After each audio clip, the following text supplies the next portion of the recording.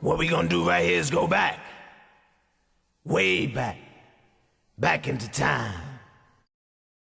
Welcome to a different segment of the GRP Does Entertainment with me, Larry Olabamiwal, and to my right, Damien Ashley, and to my left, Mr. L Rock. Yeah. And this is the Way Back Show. the Yes. way As you heard. Way Back Show. Way back into time. Yeah. So, as we said to you in our previous show, we are going to be reviewing every week, as much as possible, older films. So, because there was a 4K restoration of Blade shown at Stratford View Cinemas this weekend, we decided that we will start with Blade. And the whole trilogy. And we'll go through the whole trilogy. even Trinity. Unfortunately, yeah. We will touch on Trinity. So next week is going to be Blade 2, my personal favourite. And then the week after that, Blade Trinity, no one's favourite. Should we do a series? Should we do a series around it as well? Let's get a series out of that. Oh, hell no. No. We can do I that. refuse I can sit through that for 30 do Sticky seconds. Fingers as Blade. I can sit refuse through that. 30 Sticky seconds. fingers. Yeah, Yeah. no. On it. Thank you. No. Thank you. Just Thank no. you. Coming from the musician. That's it. Exactly. Just No. He had charisma for No. all the 2 seconds. No. All the 2 seconds. No. That was a Anyway. bad Anyway. show. That was a bad show. So what we're going to do is I'm going to give you, we are going to give you some surprising facts about Blade. And me, Check because out, I we don't just even check know out. them anyway. Okay. I don't even know half of them. This is courtesy, this idea came courtesy of Minty. We salute you. Minty. Love Big every fans time. of your show, Minty. Yeah. So yeah, without further ado, let's dive in. So, by the way, I should mention that we're going to go through the surprising facts and then we'll review the film.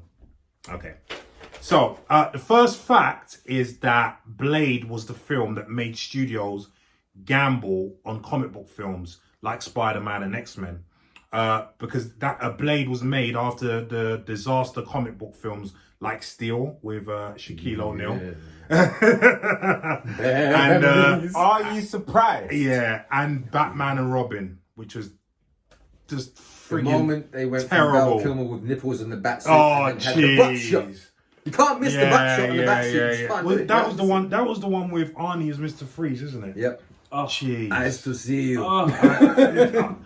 He got 15 mil or something like that for that film. Did the film even make 15 million? Was that bad? you probably had to pay it back. I'm taking a loss, bruv. Yeah, Come they should on. have put that in the contract. If it don't make it, you got to pay You got back. to pay it back. Yeah. You got about what? Oh shit! 250 grand? Honestly, mate. Honestly, that terrible. film was terrible. Okay. So yeah, we're so glad that comic book films have gotten a lot better since then. Yeah. Thank you, Wesley. Yes. Thank we you, salute Wes. you, Wesley. Yeah, definitely. Yeah, so the second fact is Blade, this will surprise you, Blade has deleted scenes with Stephen Norrington, who is the director of the first Blade film, playing Morbius. Oh. Okay. And he wanted to have a little bit of Morbius in the first Blade to then make him a villain in the second Blade. Right. Which makes sense when you think of the villain in the second Blade, which was played by one of those Ross twins. Yeah. For those who don't know who Morbius is, look out for the Jared Leto film coming. Yes, next summer. coming, yeah. Yep. But he couldn't do Morbius because Morbius is owned by Sony. So basically, when Sony bought Spider-Man, Yeah. they also bought the rights to all the Spider-Man villains. And Morbius is a Spider-Man villain. He's not actually although he appears in a lot of Blade comics, because Yeah. obviously he's a vampire. Yeah. He's actually a Spider-Man villain. Right. So Right. Yeah, makes sense. That makes sense. makes sense, right? So the third fact is Stan Lee had his cameo in that film scrapped. Oh, what? I know, it's a travesty. How can you not have Stan How can Lee? you not have Yeah, Stan, Stan Lee. in a Marvel film? Come on. So basically, Stan Lee was meant to be one of the cops in the beginning that found Quinn burning If you remember the first scene, at the beginning, So in the rave scene, so he was supposed to be the cop that found him, and but they scrapped that, for instance. I don't know why. Another fact is that Wesley Snipes himself loves Blade 2. And the reason that's his favourite. That's his favourite. And he loves Blade 2 because he absolutely loved working with the director, Guillermo del Toro. Yeah, I can see why as well. Yeah, I can see why. Yeah. I mean, Guillermo del Toro, even now, I mean, is doing a lot of good stuff, comic book wise as well as some other stuff as well. So he's kind of got that tone. Yeah. You know? That was all over Blade 2 anyway. I mean, it had the aspects of what Blade is, but the moment Del Toro came in, it became very gothic. Yeah. Del Toro. Yeah. This is going to shock you, bro. Go on. I'm waiting. I already told, off camera, I already told Damien this one. Oh, yeah, this one. Yeah. I'm purposely not looking because I'm excited. This will shock you guys as well. Me off, Get ready for this. All right.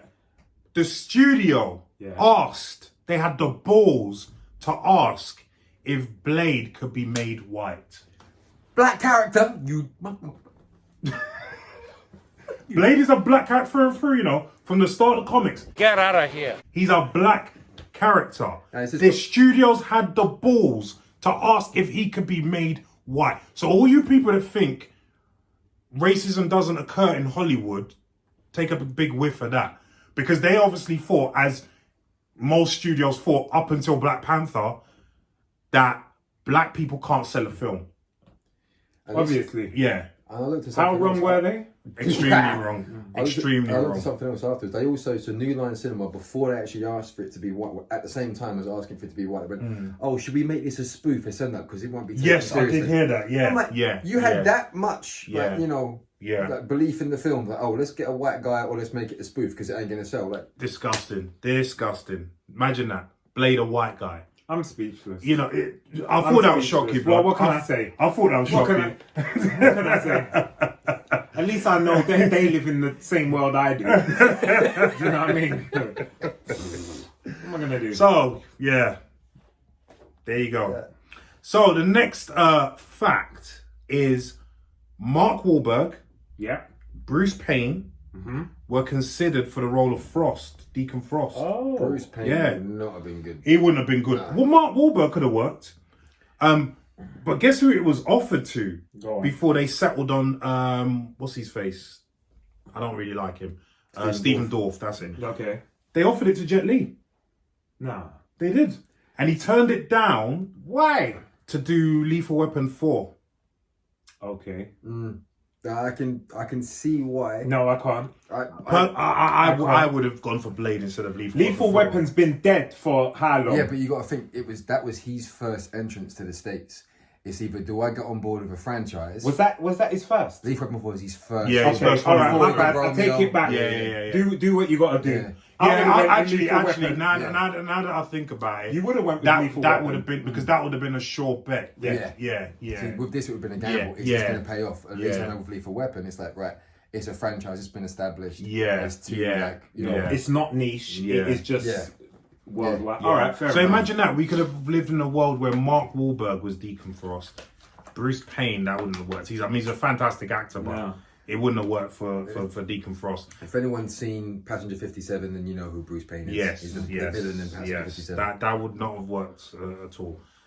Jet Li, that would have been very interesting fight scenes. The fight sequence would have been awesome.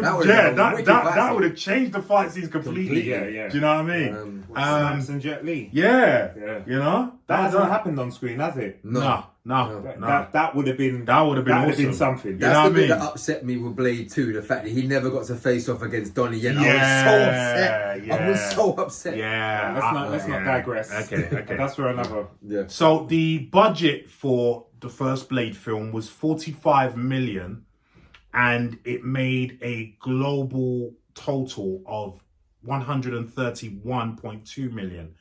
Which I know doesn't sound like a lot, but back then, that was quite a lot of money. What year are we talking now? 98. 98. Film's nearly 25. Wow. He's nearly 25 years old. Yeah. Nearly 25 years old. The film, what? I feel old now. Wow, 98. Yeah, man. Okay, so yeah, it was big money. Yeah, That's big money back that then, was yeah. big money. That was big money. It was big enough for them to say they wanted a sequel. Yeah, we want to do it again. Yeah. Patrick Goonan, who I don't know, was the first choice to play Whistler. And also, this I'm gonna find him and put him up. I'm gonna put him up. This guy would have been a very good Whistler. John Voight was also considered. Okay. That would have been worked. interesting. That would have definitely worked. Yeah, yeah. I'm trying to look up Patrick Goonan Yeah, now. yeah. Okay. Well, when you get him. Yeah. So another fact is, before they settled on Wesley, it was between Wesley, Denzel, and Lawrence Fishburne, the usual suspects, basically, when it came to black actors. The only three black people in Hollywood, yeah. And on a tangent to that, Yeah. Wesley Yeah. took this role because he couldn't get a Black Panther film off the ground. He actually wanted to do Black Panther first. Yeah. And they wouldn't let, because the original, if I remember right, the original argument for it was they thought it was too connected to the Black Panther movie. Yeah. So studios wouldn't get Which behind was it. And I was stupid. like, that's Yeah, right, okay. yeah, anyway. Yeah, so obviously he went for this, which in the end I kind of feel was better for him anyway. I mean, he's synonymous with Blade. I mean, Well, okay, no. Oh, Okay. that guy. Show Leon. I can see. You can see. You can see it. Yeah. Trying to get his Okay. own profile up. Interesting. And last fact that we have, Yeah. Matt Schultz played a role in both the first Blade and the second Blade. So Mark Schultz in the first Blade was the guy who I got his pit sticker and then it came out with spikes and took his hand away and he started sticking out his tongue. Yeah? And in the second one, you won't believe this, he kind of put on like 30 pounds of muscle.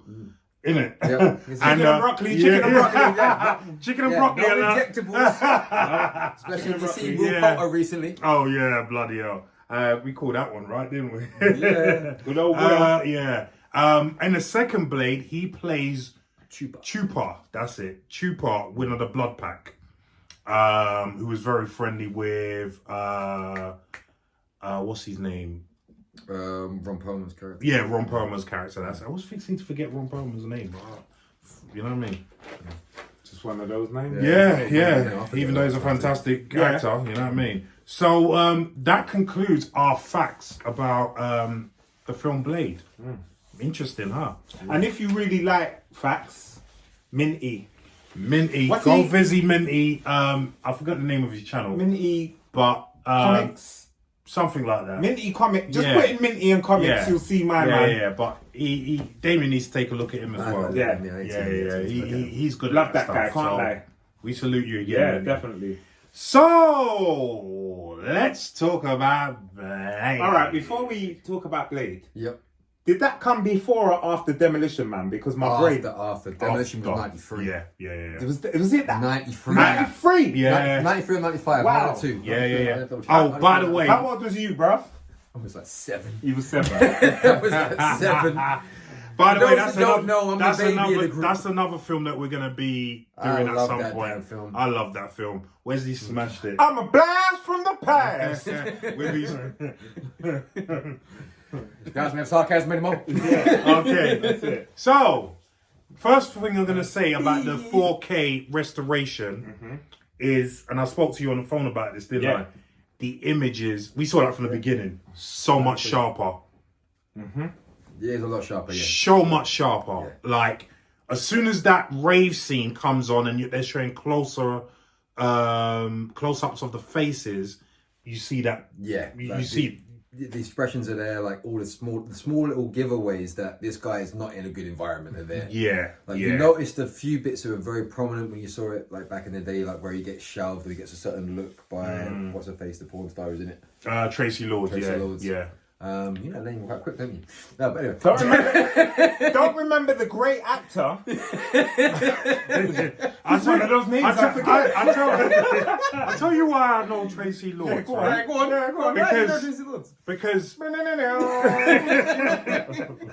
Because her name is very prominent in this film. but yet she's in it for less than 10 minutes. Yeah, I get that. So I'm like, who the hell is this girl? So I check her out, and lo and behold, she's a friggin' porn star. Go figure. What a story.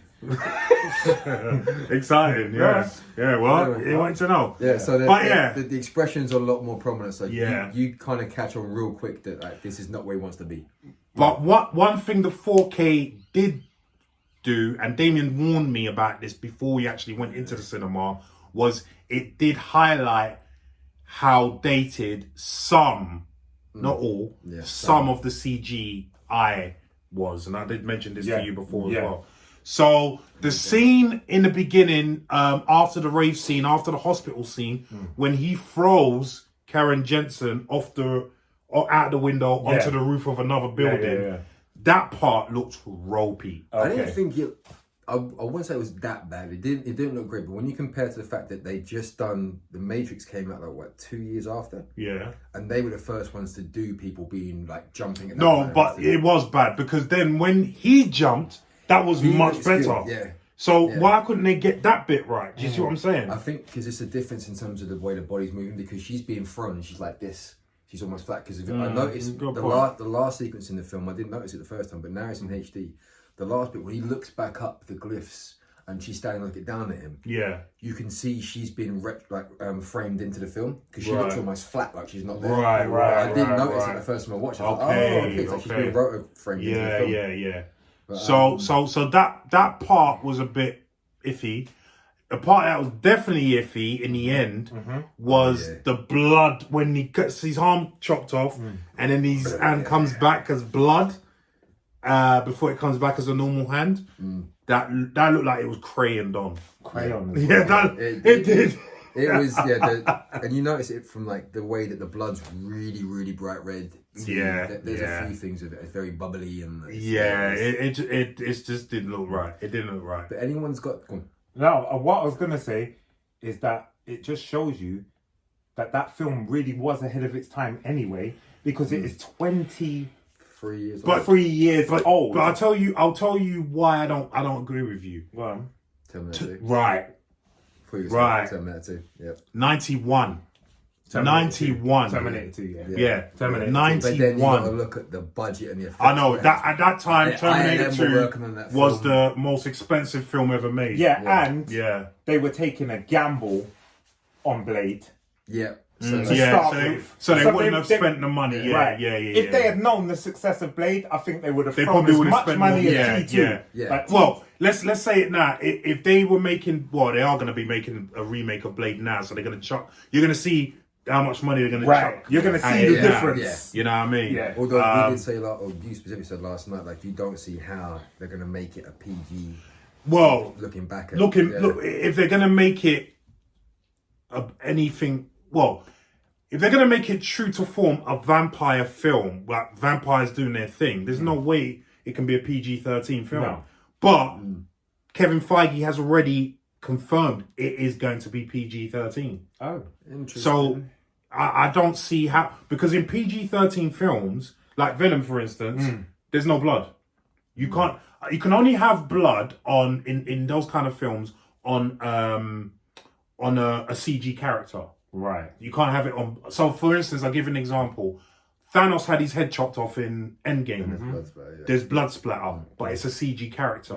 So that's why you could have that there. If that was a real person... They're not allowed. That's not allowed. That'd have to be rated as something different. Okay. Yeah. So... But how can you have, like, vampires and yamming without blood? That's why I want to see how they're going to do that. Vampires suck blood. Because because blood's the thing. After we watched that, it was just we were like, you can't do a PG-13. You can't, even just the beginning when the blood is all coming down from the shot. There's the moment where Deacon Frost is eating the officer and sharing with the girl. Jeez, that's so graphic. How are you going to... Or when Pearl was getting fried, it's like... Oh, there was an interesting bit there. I think we noticed it before, but it was very prominent there, where you just mentioned it. Bush Rye, remember? Do you remember she had that UV light? Yeah. She was frying him, the fat one, And then there was the last bit, because I remember I was saying to Damien, I was like, watch this, she's going to fry him and like it. But she was really enjoying it. She was doing it like a little kid. A small little cut was like... Yeah, she was like... And then Blake was walking, it was just... It was like a little kid got caught Yeah, doing yeah. something naughty. Sorry. That was brilliant. Like that. Sorry, Dad. I was. Yeah, and he was like, he moved. Yeah. He moved. Yeah. Remember that. You remember that? Yeah. He moved. So Yeah, that was horrid. That was horrid though. Yeah. First time I saw that character. Yeah. That big old. Big Like, fat what smelly. is that? I remember the making of it, like, because on the making on the original DVD, they discussed the background of Pearl, and it's supposed to be that it's a vampire that got so heavy they just started bringing her children to eat my and kill. God. That was the background behind it. I was like, that's quite graphic. Yeah, I didn't know that in the film. Yeah, I don't think that would have gone down well if they actually showed that. Wow. So let's break down the first that scene when Blade first shows up, because me and Damien have gone over this scene maybe 1,000 times. It is, yeah. And in 4K, it looks even more fantastic than we remember it. The moment Wesley Snipes, you can see just his foot, and the guy who's basically playing the human character just looks up at him, Creed. The guy they're trying to kill, Yeah. And then everyone just backs off around him. He automatically establishes presence.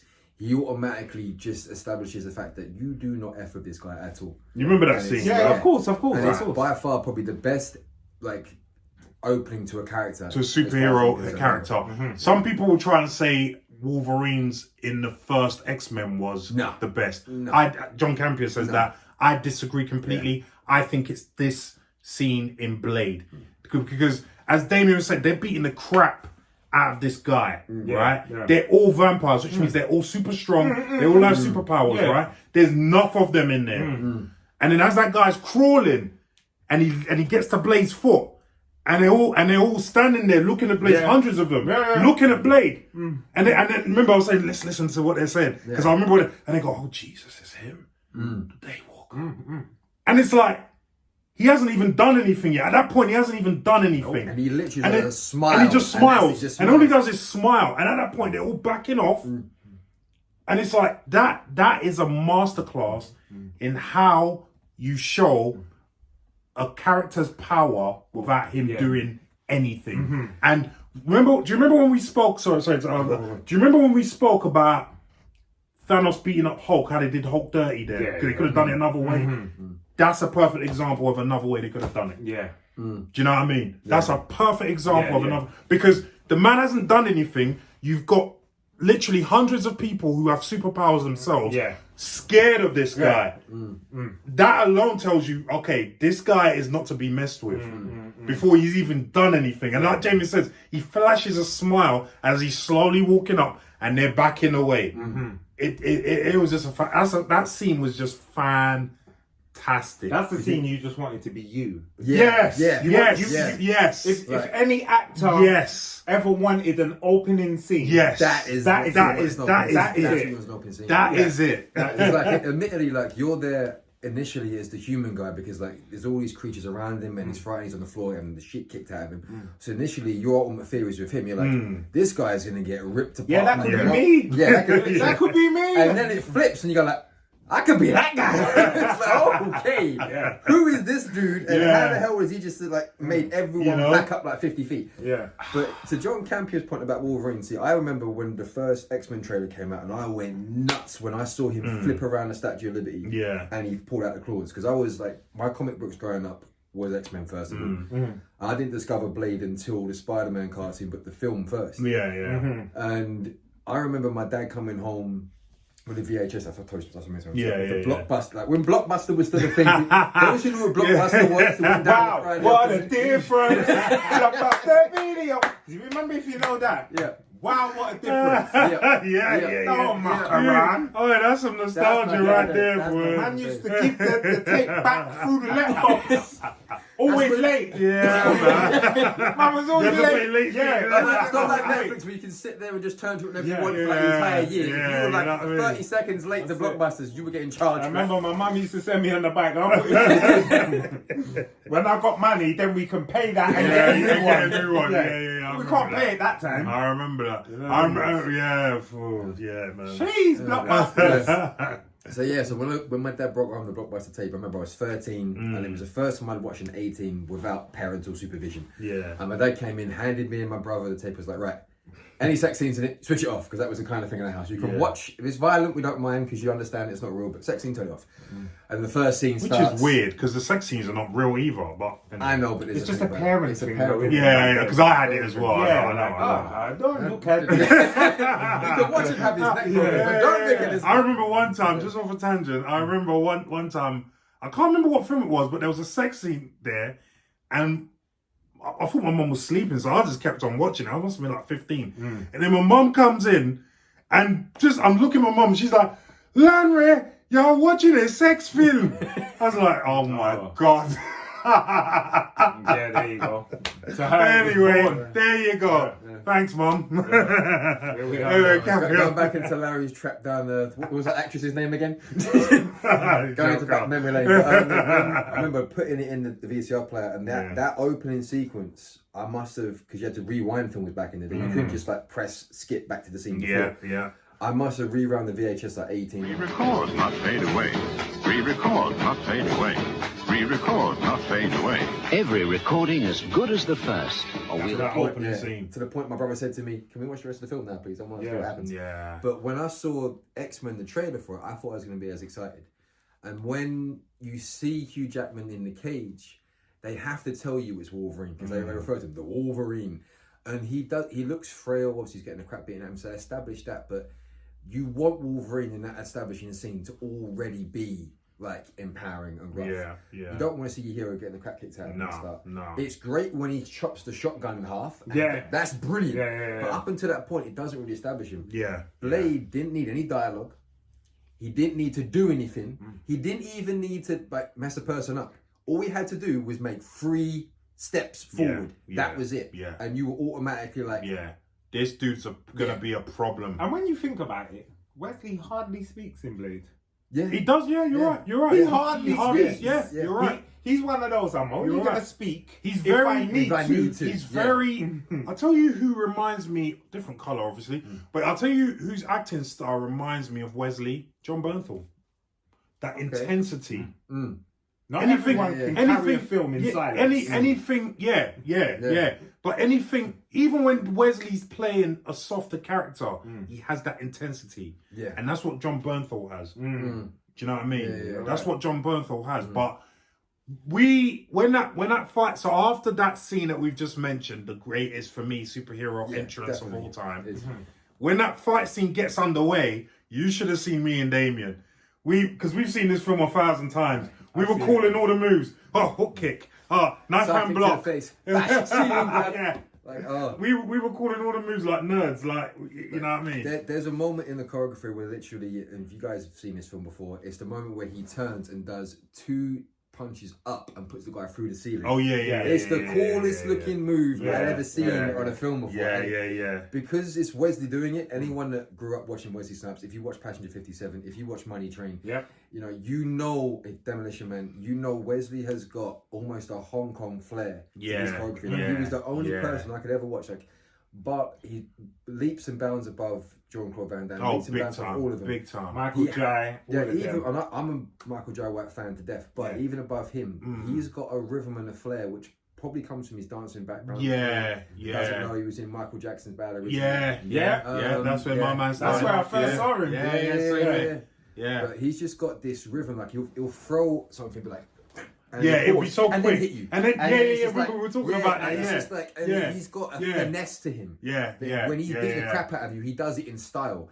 And that's but believable. And that's the thing. Is being able to do it stylistically. But grounded. Especially that last scene when he's going through, before he fights Stephen Dorff. When he's going through all the vampires, right? You could see it wasn't fancy moves. No. There was no. Okay, he did one flying sidekick, right, to get to that person. It wasn't even. He did. Do you remember that? He jumped one jump fly kick. But apart from that, they were all grounded moves. It was all elbows, punches, kicks. No fancy kicks like he did a hook kick. There's some trapping in there. There's a lot of close calls. And the editing is spot on. Yeah, because it was him doing the move for the most part. Do you know what I mean? You didn't have Not to stunt double in Yeah. Taken. Yeah. yeah. Not Liam Neeson. Not going, Liam Neeson. "Ah, no, the box." Yeah. No. One punch from behind the set. Yeah, I mean, the film from behind the set. Because he'll You probably just throw, see the arm. he'll probably throw a punch. And, give me a second. Yeah, give me a second. This is not Liam Neeson. He's cool. He's cool. We have to make but it known listen, that as fight lovers, martial artists, professional athletes. We know, yes, former professional.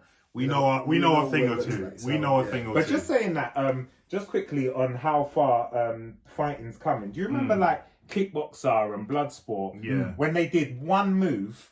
Yep. And rewound, and you saw that one move. That's what 22 times. That's a signature. Van Damme. Again, and from a different angle. He will do. Different So there's angle. two moves he's synonymous for: the jump Split pop. kick. No.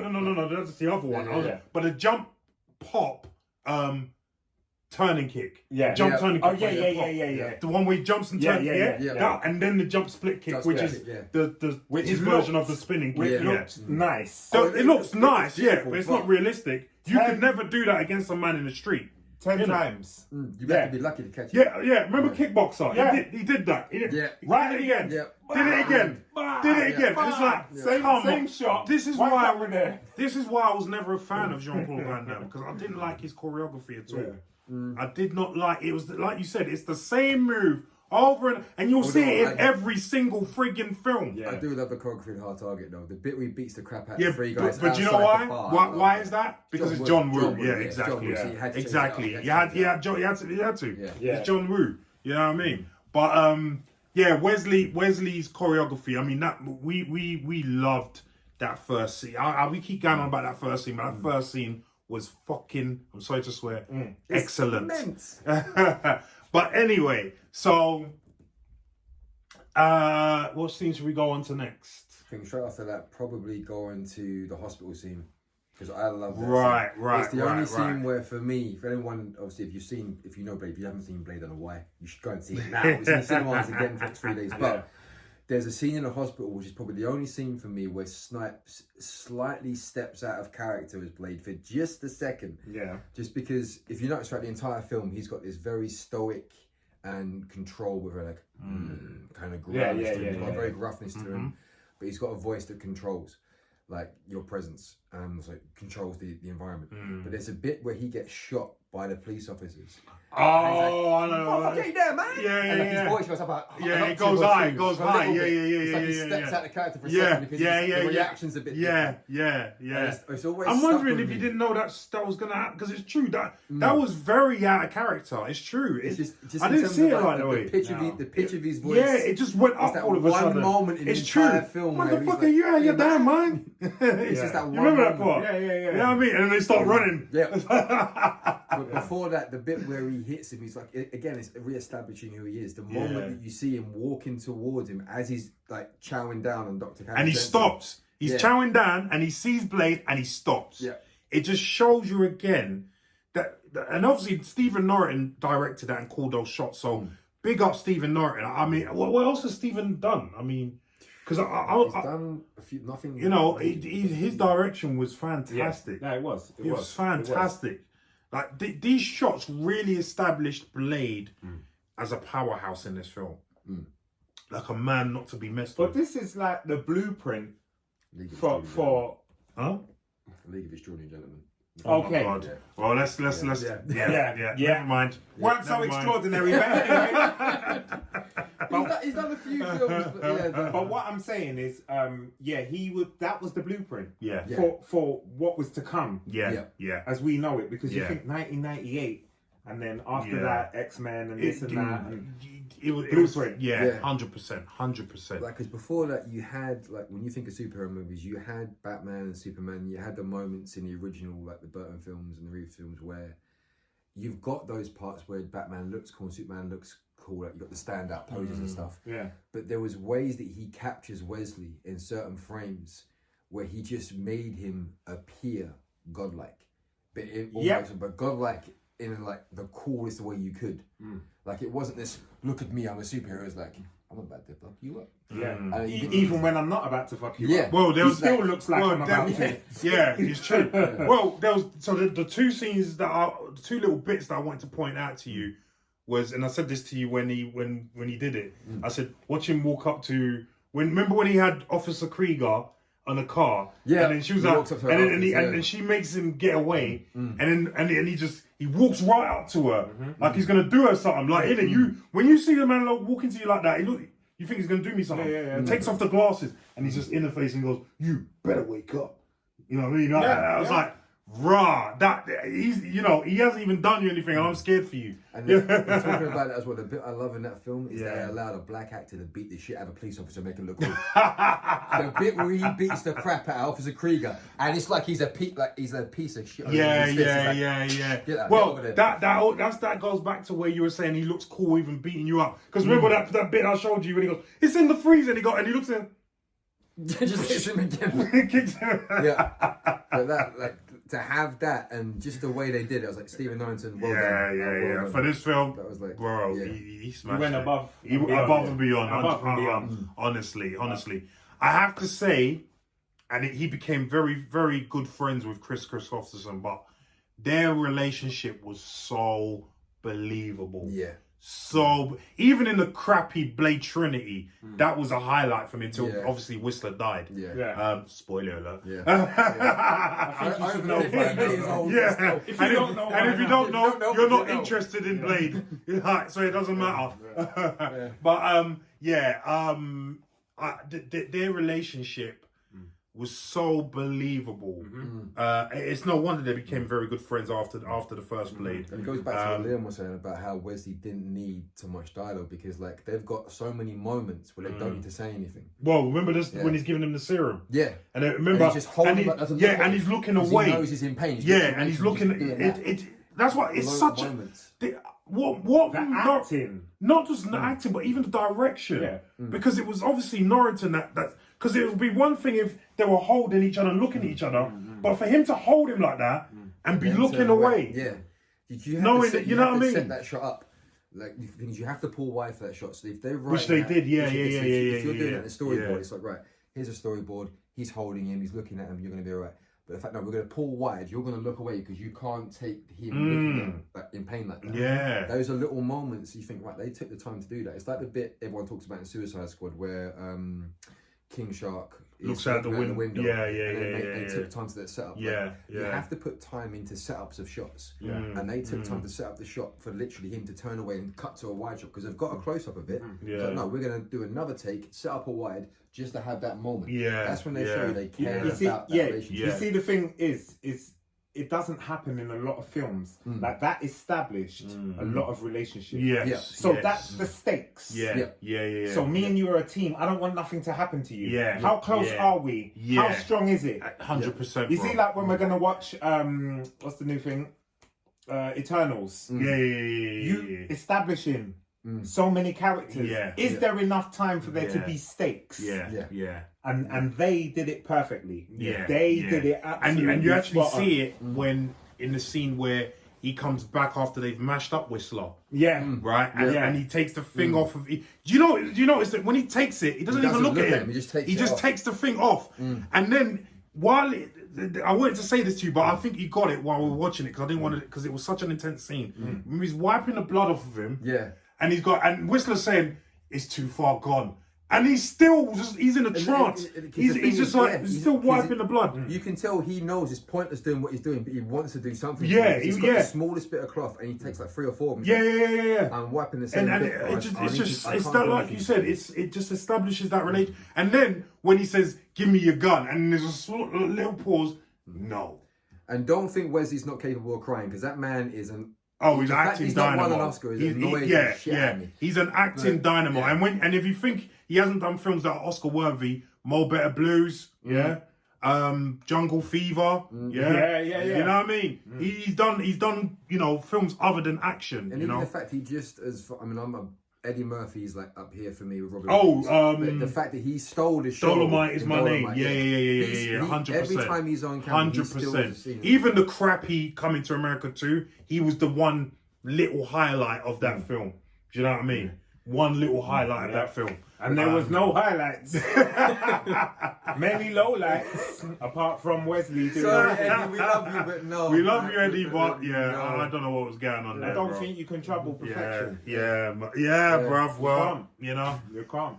But that they really knew how to establish that relationship and still keep in character, because Blade is not a guy that's gonna cry, but those things that those little nuances, they make all the difference. But he can make you, Wesley, the actor, can make you believe he's crying without crying. Oh yeah.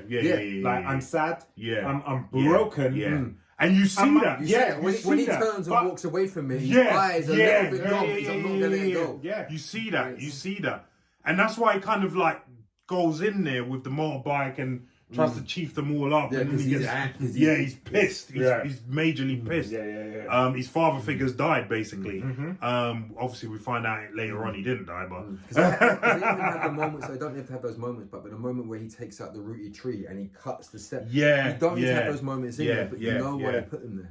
And it's even going back before he gets jumped. It's the bit where he's with Bush Wright, and she says to him, "You care about him, don't you?" And he says to him, we have a mutual relationship. He makes weapons, I use them.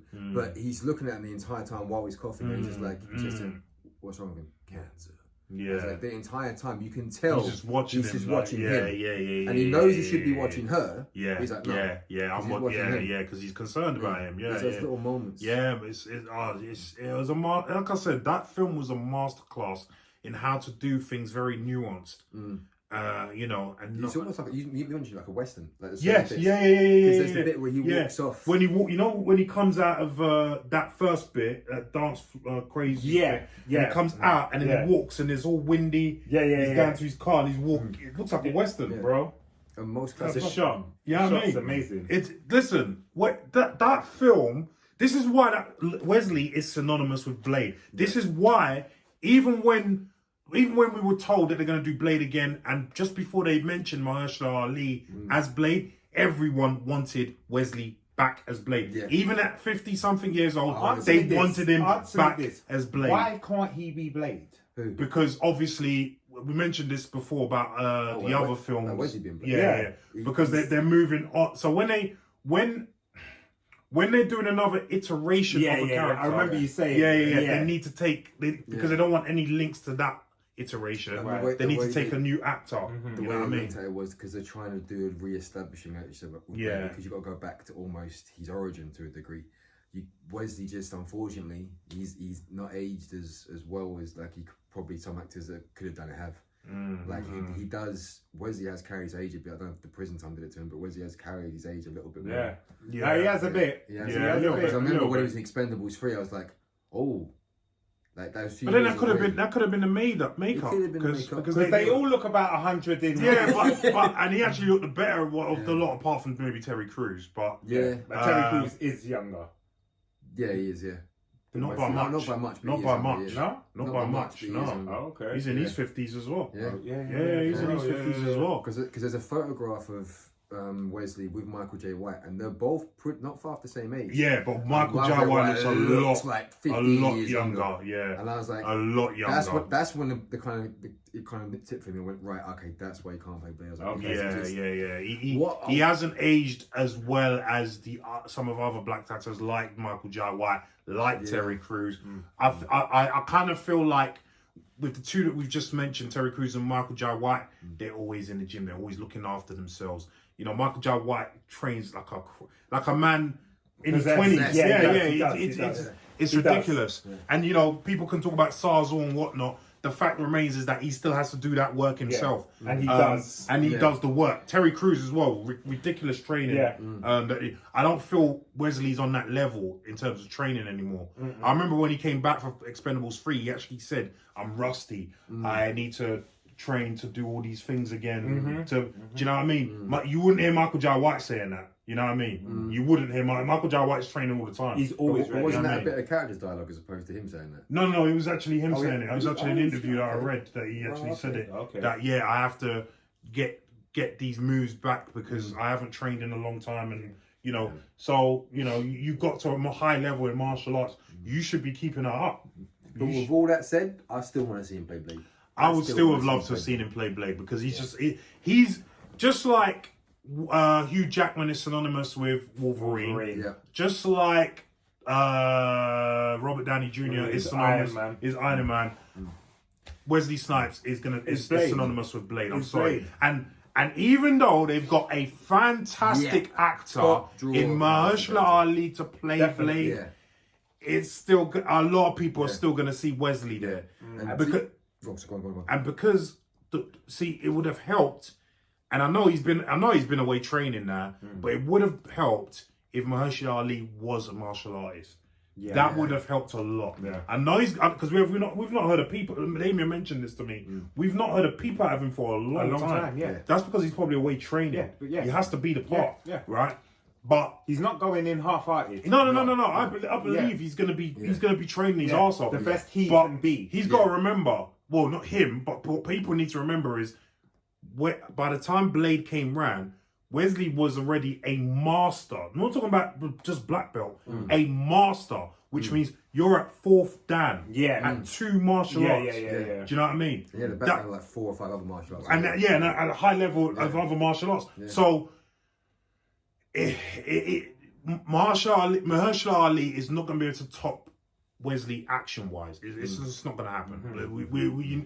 And this is what I think a lot of people are going to be very critical of, but which they shouldn't be because it's apples and oranges. Yeah, it's a different person. In that sense. We don't, never trust, never not be ready for a man's ambition. Because if you told me I'm going to be Blade in 2 years, you'll be training your ass off. You won't see me. I know. I won't see you. My own children will not see me. I'm gone for 2 years. I'm going up to wherever you gotta go. I'm going to live with the monks. I'm doing whatever I'm doing. You're not going to see me. You're not going to see me. I can imagine them. Do you remember that scene in Kickboxer where they've got the guy got the I can imagine you do. Ready? Yeah. No. And you got to kick up the tree. So what other scene are we? Just to a point really quickly in regards to you guys touching Hugh Jackman and Damien Jr. Now I'd say had Wesley Snipes never have done Blade and it was Mahershala Ali, he would be known because of his ability. Of course. The things that both Jackman and Downey don't have that Wesley does have, and which is what makes him so good as Blade, is he physically embodies the role. Now, yes, Hugh Jackman physically embodied the emotion of Wolverine, but everyone that knows Wolverine's character, he's 5'6". Yeah. I should have played Wolverine. I'm sorry. He's 5'6". Okay. Yeah. He's short. Yeah. He's stocky. He's supposed to be feral. He's this wild beast. Hugh Jackman's got a moment in Wolverine Origins where he's walking towards the sunset and he's got these long jeans legs, and he looks about 7 foot tall. Well, he's 6'2". He's 6'2". He's never been 6'2", 6'3". Yeah. My brother met him actually. Because he was about the same size as well. Yeah. But he's never been the physical build of Wolverine the way that Wolverine was in the comics. Wolverine No. was always supposed to be crouched over, hunched down. This person that can jump and spring around. Downey never reflected what Iron Man was in the comics. No, not at all. No, he did his own take on Iron Man, which worked. Don't get me wrong. It did work. It did work. What was good for both of them was the performances as the characters. That's what kind of pushed him through. Wesley had every aspect, not just the performance, not just the look, not just the martial arts, but everything about him was that. But character. do you know that before Wesley took over did Blade, should I say? They used to draw Blade in the comics a certain way, and after the first Blade, they drew him literally as Wesley. Literally. Because he embodied it so much. So much. Yeah, they're ready to change comic for him. You know what I mean. You know what I mean. Big Marvel comics. Big Marvel comics. Yeah. You know what? That in itself. That is too, man. Of course. So I want to touch on that last sort of 20-25 minutes of the film when they're in that bit where they want to bring up the blood god. So as I said, the CG for the most part stood up apart from the blood thing. What did you let me ask you guys, what did you think of that whole setup? Because in my mind, right? You've got because you've got 12 of those vampires, the head of the vampires, Yeah. and they're supposed to be powerful, right? And you've got other vampires like kind of herding them in. Yeah. Why wouldn't they fight? I always thought that because they've got power as well. So it's like, see, that's established early on though, because I asked you that during the film. I always said to you, why is it that Deacon Frost is able to walk into the chamber when they're all sat there during that meeting and literally walk around them and act as if he doesn't care what they can do to him? Because he establishes himself very quickly. He walks into what is supposed to be, pure blood vampires, and he's not doing that. He sits in that chair like he owns a place. He goes right up to Udo's character, leans on the desk, and he's like, "What are you gonna do about it?" He's like, literally, he doesn't care. So, I didn't even realise you were asking me that. Yeah, that's what I was trying to say to you. Like, I don't know how he has. I was so concentrating on watching the film. I just fair enough. Yeah. No, but that's what you were there for. Yeah, man. well, there you go. But in the comics, I know what. I'll tell you why. Because in the comics, Deacon Frost is known as a bit of a loose cannon. Right. Okay. He's the kind of guy that he won't care that he's the head of the vampire. He'll kill him there and then. So maybe that's, to your point, maybe that's what it is. Maybe they're thinking like, if we don't, we could probably fight back, but we're going to get killed anyway if we do. Because there is that one moment where the weird looking dude who gets the foam coming out of his mouth beforehand. Oh, he turns back and has a little bit of a bite. It's almost like, don't touch me. They're all kind of played like bureaucrats. And they've gone soft. They've gone soft. So it is Okay. So, any other bits you want to chat about of the film? I think if you're a martial arts expert, you definitely recognise some classical 80s and 90s martial artists. You've seen Best of the Best 1. Yes. Oh, Best of the Best. Recognise Simon Rhee. Simon Rhee. Part of the Rhee family. Yes. He brought Taekwondo to America. Yeah. Him and Jeff Amada mess up Wesley Snipes during the blood. There was a little punch there that shouldn't have been there. Which you would expect it more for the choreography. But, exactly, because there was a bit there in that choreography where Imada went for a punch, and he was supposed to hit Wesley, and he blatantly missed. Okay, and you still heard the sound effects like he hit him, and I'm like, how did that make the film? They do though. How did that make the? I know, it's true. Sometimes just the timing. Yeah, they just like we need to press on. We can't shoot that. You know, it's just not. It's not worth the money it would cost just to shoot that sometimes. You know. And you got to remember. Were they were still on film. They were still using film and so there was a lot more. Time is money. 100%. When they were using film, so 100%. But what else was there to? We spoke about the choreography, didn't we? The fight in the last bit. You do notice now even more so like the stunt doubles in this one, and I'd never noticed. I knew Wesley had a stunt double for certain bits in the film, but I never noticed Stephen Dorff's stunt double until I saw this. Because there's a bit where like he does the spinning flip in the air, like the 360 corkscrew move, and he lands, and when he lands, you can tell it's completely different, even different hair. Different hair, facial hair, the whole lot. It's like go figure. Stephen Dorff, though, like, I wish you would at least try to rock a little bit of a guy in shape bod in the film. Oh, bruv. Me and Damien were talking about, did you remember how skinny he was in that film?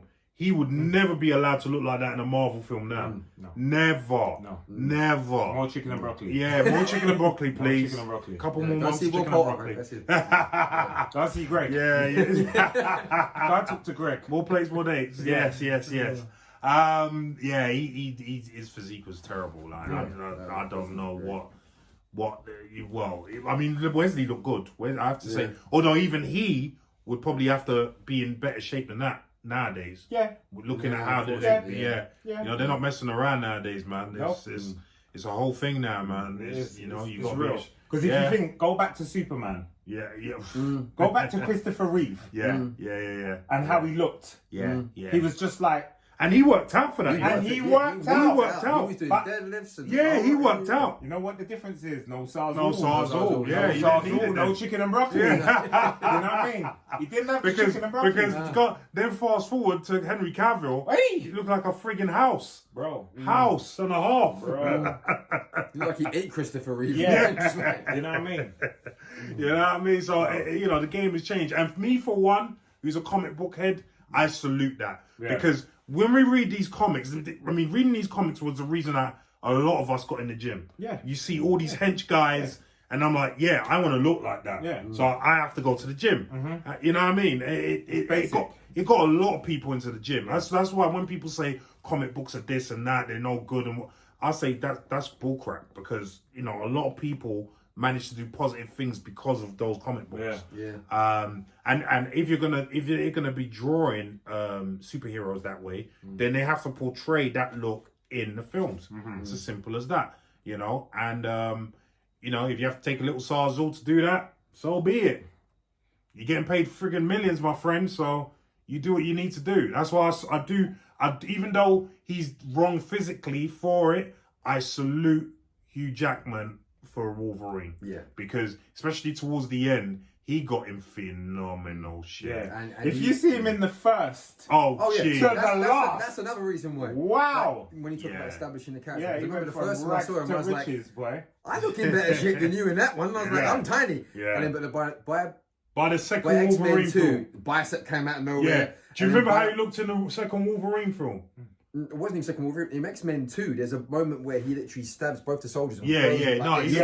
And his tricep and bicep but and his deltoid come physique out of nowhere. improved with Every every film. film. I think Every he tried to freaking outdo film. himself every Yeah. I remember when he was a Days of Future Past. Yeah, when he was standing there, yeah. and he had veins popping out of everywhere. He was as vascular as a translucent He fish. he looked like he was about to step on stage as men's physique. It looked like the underground tube. You know what I mean? All I saw was just there, Central Line, District Line.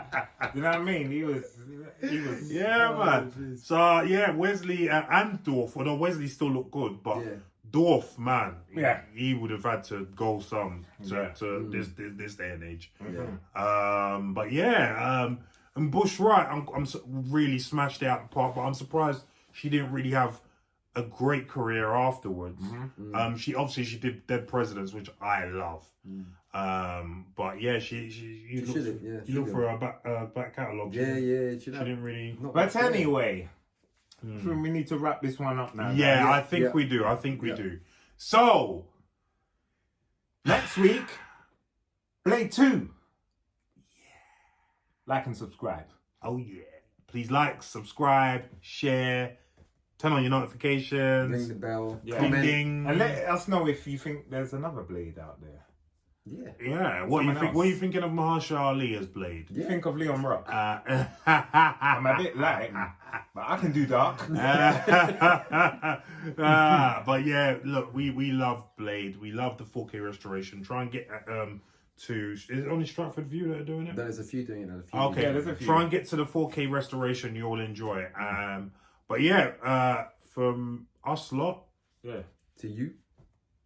Salute. Bye-bye. Oh, and thanks for subscribing. Yes. Oh, 227 subscribers.